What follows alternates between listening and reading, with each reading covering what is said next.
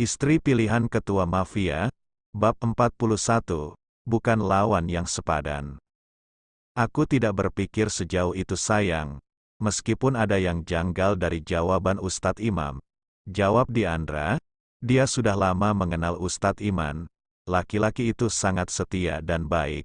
Sejauh ini Diandra tidak pernah melihatnya melakukan hal yang salah. Tapi aku merasa dia laki-laki yang semalam. Pertama, tubuhnya tampak lesu. Kedua, dia sesekali memegang dadanya saat mengobrol dengan kita semalam. Ketiga, alasannya keluar malam karena flu dan batuk. Sedangkan saat dia izin pada Pak Kiai alasannya sakit mah. Sanggah Max, dia mengungkapkan keganjalannya. Diandra mengangguk karena apa yang dikatakan Max masuk akal. Sayang, kita harus memperkuat bukti baru menarik kesimpulan. Untuk saat ini status Ustadz Imam tetap praduga sampai semuanya pasti. Ingat, tidak boleh memfitnah orang lain. Dosa besar, sahut Diandra. Max tersenyum lalu mencolek dagu Diandra. Bibirnya hendak mendekati bibir indah itu. Namun Diandra menutup bibir kecoklatannya dengan tangannya. Nanti malam kita bahas ini. Sekarang kita fokus dulu untuk menjual rumahmu, ucap Diandra. Max melepaskan tangan Diandra lalu dia mencium keningnya. Oke, kau memang pintar dan cerdik, aku selalu suka padamu, sahut Max. Diandra memutar bola mata malasnya. Sampai di rumah keluarga Ghazanfar, Diandra dan Max turun dari mobil. Mereka menatap rumah besar dan megah itu. Kau sudah ikhlas menjualnya dan meninggalkan semua harta harammu? Tanya Diandra. Semua harta yang diperoleh Max dari pekerjaan haramnya sebagai mafia. Tentu harta itu panas dan akan membakarnya di akhirat nanti. Pertanggungjawabannya sangat besar. Itu sebabnya Diandra ingin Max memulai dari nol dari keringat halalnya sendiri. Ikhlas, aku ingin menafkahimu dengan cara halal, jawab Max. Alhamdulillah, aku tidak masalah jika nanti kau hanya seorang kuli bangunan ataupun petani kecil. Asalkan halal aku tidak malu saat bertemu Allah nanti, sahut Diandra. Max memegang tangan Diandra, sungguh bersih dan mulia hati Diandra. Meskipun dulu masa lalunya kelam, kini wanita cantik itu ingin benar-benar berhijrah memulai dari yang halal dan benar. Kau memang perhiasan dunia untukku Diandra, aku akan memperjuangkanmu sampai nanti bertemu dengannya, jawab Max. Mata Diandra berkaca-kaca, terharu dengan apa yang diucapkan Max. Laki-laki itu benar-benar ingin menjadi hamba Allah, menjalankan semua perintahnya dan menjauhi larangannya. Memang seharusnya begitu ketika seorang mafia berhijrah. Harta yang diperolehnya dulu saat bermaksiat tetap saja haram meski dia sudah bertobat. Untuk itu daripada menjadi ganjalan ke depannya, Max akan menjual harta haramnya untuk dibagikan pada yang penerima haknya, kaum duafa dan orang-orang yang membutuhkan lainnya. Bismillahirrahmanirrahim, ucap keduanya melangkahkan kaki dengan ringan. Max dan Diandra masuk ke dalam. Tiba-tiba beberapa orang berbaju hitam keluar dari rumah itu. Siapa kalian? Tanya Max. Kami penjaga baru rumah ini, jawabnya. Penjaga baru? Aku tidak menyuruh kalian menjaga rumahku, sahut Max. Dia bingung kenapa ada orang-orang itu. Kami bukan anak buahmu, tapi kami anak buah Tuan Bolgar, beliau yang sudah membeli rumah ini, ucapnya. Diandra dan Max terkejut, mereka belum menjual rumah itu tapi sudah terjual duluan. Tidak mungkin, aku belum menjual rumah ini, tegas Max.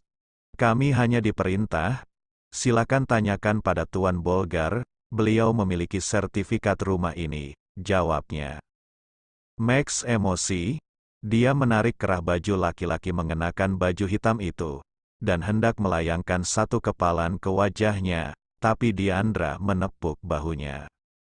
Sayang, kita bisa bicarakan hal ini dengan Tuan Bolgar. Jangan mengotori tanganmu dengan dosa, mereka hanya menjalankan tugasnya, ucap Diandra. Dia sangat tenang, waktu sudah membuat wanita cantik itu banyak belajar untuk bisa tenang, ikhlas dan bertanggung jawab. Dia sudah menjadi pribadi yang lebih baik dari sebelumnya. Max menurunkan tangannya, lagi dan lagi wanita itu mampu mengontrol amarahnya. Dia seperti rem untuk Max melakukan hal-hal negatif. Ayo, aku tahu di mana harus menemui Tuan Bolgar, ucap Diandra. Max mengangguk, dia mengikuti Diandra meninggalkan tempat itu. Mereka kembali masuk ke dalam mobil dan meninggalkan tempat itu. Max dan Diandra pergi ke sebuah tempat bermain golf. Tempat itu cukup luas dan private untuk orang-orang kelas atas. Hanya orang-orang yang memiliki kartu khusus untuk bisa masuk ke dalamnya, salah satunya Diandra. Tempat ini tempat golf orang gedean. Kau anggota dari mereka? Tanya Max. Banyak yang dia tidak tahu dari seorang Diandra. Tidak, aku hanya membuat semuanya mudah, jawab Diandra sambil tersenyum tipis. Jangan bilang kau simpanan omom di sini, bisik Max. Menurutmu malam pertama kita seperti apa? Tanya Diandra. Aku pemilik kehormatanmu sayang, jawab Max sambil berjalan masuk ke dalam area golf itu. Menurutmu apa mungkin aku simpanan omom? Tanya Diandra. Max tersenyum, istrinya suci, bahkan dia masih bisa merasakan betapa indahnya malam pertama mereka. Diandra menjaga haknya dengan baik sampai menjadi miliknya. Diandra dan Max masuk ruangan ganti, mereka mengenakan pakaian sport, loker milik Diandra berisi baju-baju sport miliknya. Kau sering datang ke sini? Tanya Max. Sesekali untuk mencari mangsa baru, jawab Diandra. Max geleng-geleng, entah siapa saja yang sudah dihajar istrinya selain dirinya sendiri.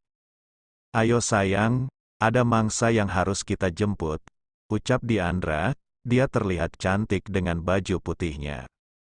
Max mengangguk, mereka berdua meninggalkan ruangan itu dan menghampiri laki-laki paruh baya yang sibuk bermain golf.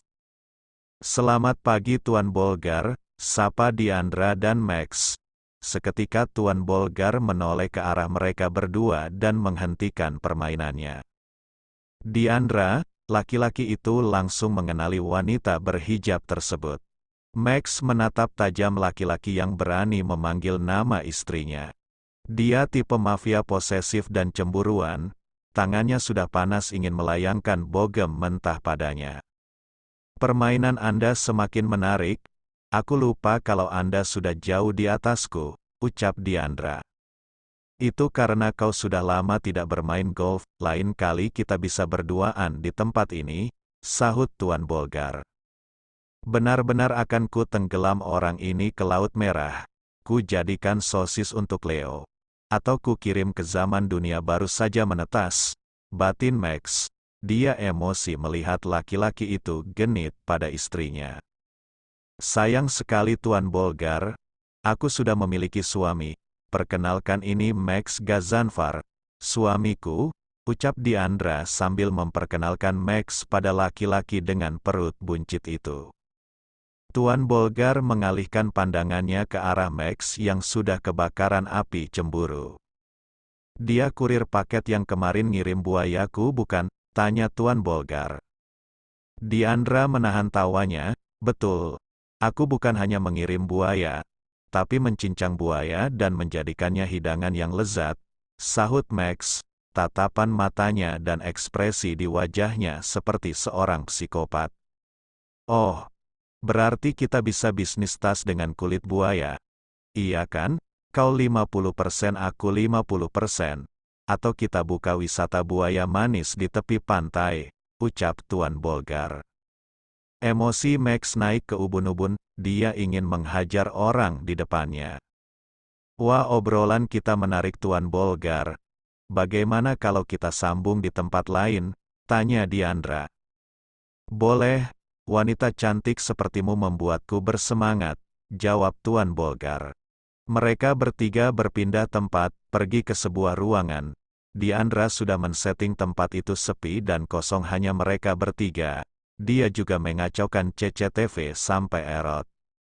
Bruk, Tuan Bolgar berbaring di atas meja setelah Max melayangkan bogem mentahnya. Apa kita tidak bisa bicara baik-baik, muka tampanku sudah benjol semua, ucap Tuan Bolgar. Aku tidak suka mendengar buaya darat menggoda istriku, sahut Max. Bukannya kita akan berbisnis tempat penangkaran buaya darat, tanya Tuan Bolgar. Max mencengkram leher belakang Tuan Bolgar. Kaulah buaya daratnya, jawab Max. Matanya tajam dan menghitam, emosinya sangat membara ketika Tuan Bolgar berulang kali menggoda istrinya. Sayang, Diandra masuk ke dalam. Baru saja membawa segelas jus untuk laki-laki bernama Tuan Bolgar itu. Aku hanya meregangkan otot-otot kejepit. Iya kan Tuan Bolgar? Tanya Max. Dia melepaskan tangannya dan membangunkan Tuan Bolgar hingga berdiri selaras dengannya. Iya, jawab Tuan Bolgar. Dia tidak berani pada laki-laki sangar itu, baru 5 menit sudah babak belur. Anak buahnya sudah diamankan Diandra tanpa harus mengotori tangannya. Oh, kupikir kau bermain gulat dengan Tuan Bolgar, ucap Diandra. Tidak sayang, kita sedang senam aerobik, iya kan Tuan Bolgar, ujar Max. Iya, jawab Tuan Bolgar. Kenapa Tuan Bolgar babak belur, tanya Diandra. Dia hanya dicium pintu beberapa kali, besok pulih. Paling banter dirawat suster cantik, jawab Max. Betul, aku akan pulih apalagi susternya cantik, sahut Tuan Bolgar. Diandra menggelengkan kepalanya, laki-laki seperti Tuan Bolgar memang pecinta wanita. Tuan Bolgar, aku membuatkanmu jus, ucap Diandra meletakkan jus itu di atas meja, lalu duduk di sofa bersama Max dan Tuan Bolgar. Pas banget aku haus, sahut Tuan Bolgar. Dia langsung mengambil jus di atas meja dan meminumnya. Aku memberi racun pada jusnya, ucap Diandra. Tuan Bolgar terbatuk dan dia memegang lehernya. Kau akan mati dalam hitungan menit ke depan, ujar Diandra. Max tersenyum, istrinya memang badas. Tak disangka melakukan hal ekstrim seperti itu. Apa? Tuan Bolgar terkejut. Berikan aku sertifikat rumah yang baru kau beli padaku kalau kau ingin penawarnya, ujar Diandra memberikan penawaran pada laki-laki yang duduk di seberang memegang lehernya. Di tempat lain, Ustadz Imam berjalan keluar dari kelas. Dia membawa buku-buku untuk mengajar. Tiba-tiba Ustadz Arman menariknya dan membawanya masuk ke dalam ruangan tak terpakai. Mereka berdua ada di dalam ruangan itu dengan posisi Ustadz Imam tersudutkan ke dinding. Sedangkan Arman menarik kerah bajunya. Ustadz Imam, kau tahu kenapa aku membawamu ke sini kan? Ucap Arman. Dia menatap tajam laki-laki di depannya. Bersambung. Jangan lupa berikan komentar membangunnya ya. Maafkan juga jika masih banyak kekurangan dalam channel ini. Terima kasih semuanya. Love you sekebon. Semoga bisa menghibur teman-teman semua. Jangan lupa subscribe, like, dan bagikan.